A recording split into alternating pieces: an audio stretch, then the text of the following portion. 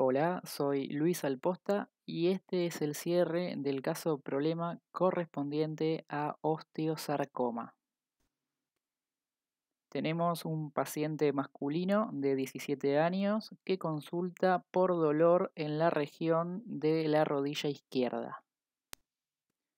En patología ósea es importante conocer la edad del paciente, tener una radiografía de la lesión y observar qué hueso y qué parte del hueso está afectada. En estas tres radiografías, que se corresponden al fémur distal de distintos pacientes, se observa una masa blástica, es decir, que genera tejido, en este caso hueso, y que se ubica en la metáfisis distal del fémur. La cortical ósea la van a identificar como una línea definida que dibuja el contorno del hueso. Presten atención cómo la masa blástica erosiona y destruye la cortical para luego invadir los tejidos blandos adyacentes. Cuando esto ocurre, se eleva el periósteo y se forma hueso perióstico reactivo. Se forma así una sombra radiográfica triangular entre la cortical y los extremos elevados del periósteo, la cual se llama triángulo de Codman y es un hallazgo radiográfico característico pero no diagnóstico de este tipo de lesiones. En cuanto a la macroscopía, observen que el patrón de la lesión se asemeja mucho a lo que observamos previamente en las radiografías. Consiste en una gran masa tumoral de aspecto granular, blanquecino rojiza, que se ubica en la metáfisis de estos huesos largos. Observen cómo tanto la epífisis como la diáfisis no están afectadas. Destacan también áreas rojizas, que se corresponden a áreas de hemorragia, y áreas friables, reblandecidas, que se corresponden a áreas de necrosis.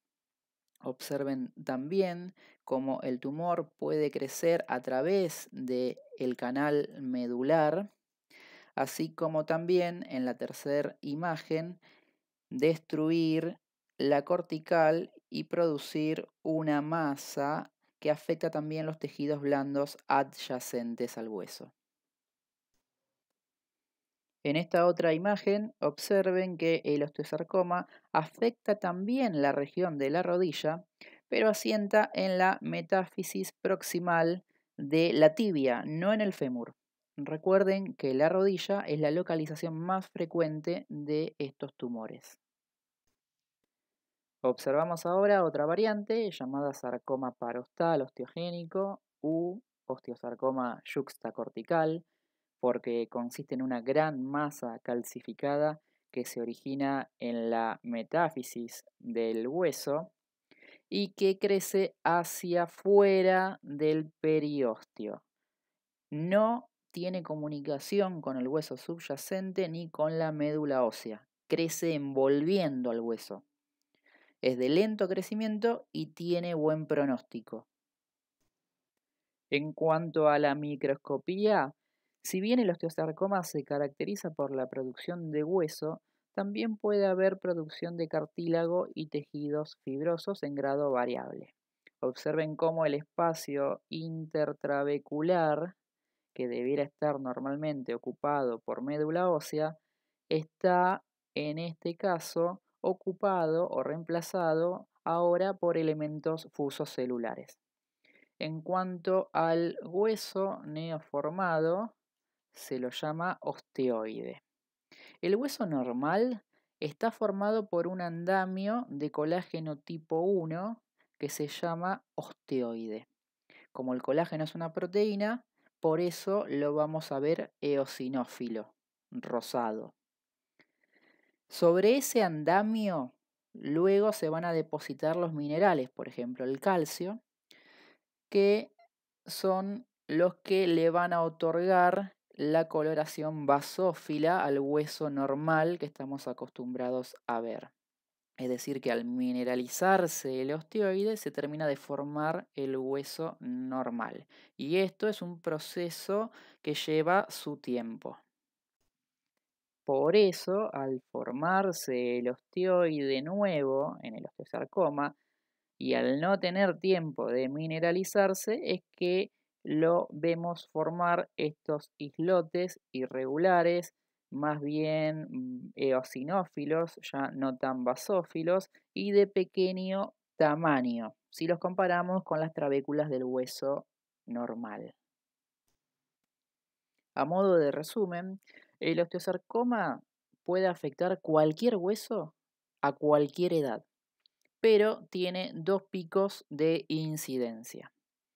El 75% de los osteosarcomas afecta a menores de 20 años y es primario, es decir, sin patología ósea preexistente. El segundo pico es en ancianos y se relaciona con frecuencia a trastornos preexistentes que predisponen al desarrollo del osteosarcoma. Lo más frecuente es que se origine en la metáfisis de los huesos largos. Y dentro de la región metafisaria, a su vez, se puede originar en la médula, en la cortical o bien a nivel superficial. Según el grado de diferenciación, se lo divide a su vez en bajo y alto grado, como tenemos señalado acá.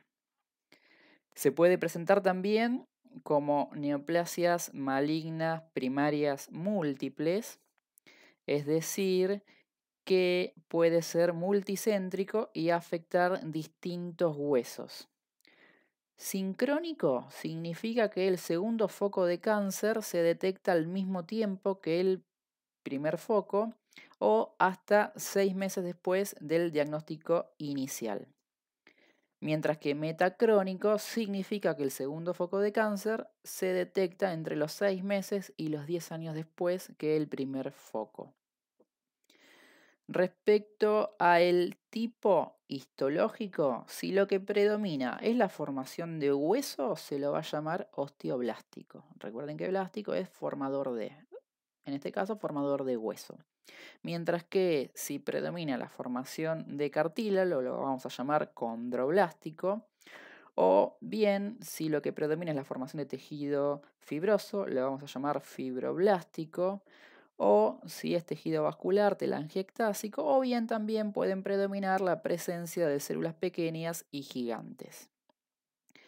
De todo esto, lo más frecuente va a ser el osteosarcoma, que se origina en la metáfisis de huesos largos, que es primario, es intramedular, es osteoblástico y es de alto grado. Por ende, va a afectar a pacientes jóvenes y la localización más frecuente tiende a ser en los huesos próximos a la rodilla, fémur distal, tibia proximal. Se trata de un tumor primario según la edad. Ya vimos que el 75% de los afectados son menores de 20 años. En cuanto a la localización, cuando esta localización es metafisaria, lo que se cree es que en la metáfisis, por ser un área donde prolifera el hueso, aumenta también la propensión de los osteoblastos a adquirir mutaciones, mientras que las condiciones preexistentes en los ancianos pueden afectar cualquier parte de cualquier hueso. En cuanto a las características radiográficas y lesiones previas del hueso, recuerden que en la radiografía se puede ver no solo el osteosarcoma, sino también otros procesos patológicos que esté sufriendo también ese hueso y que puede constituir el factor predisponente para el desarrollo del osteosarcoma. Por ejemplo, infartos óseos y enfermedades de Paget ósea se pueden apreciar en algunas placas radiográficas, mientras que el antecedente de tumores benignos previos en la misma zona, o bien el antecedente de haber recibido radiación previamente en la misma zona, pueden ser datos de importancia para el diagnóstico de este tipo de entidades.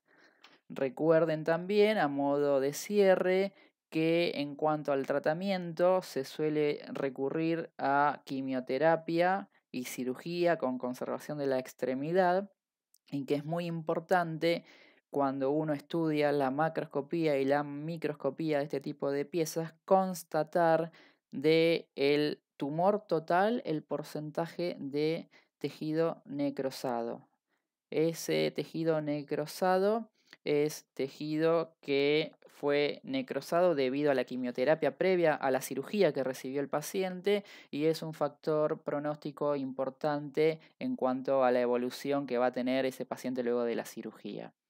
Recuerden también que las metástasis suelen ser por vía hematógena y diseminan principalmente a pulmones, huesos, cerebros, entre otros órganos.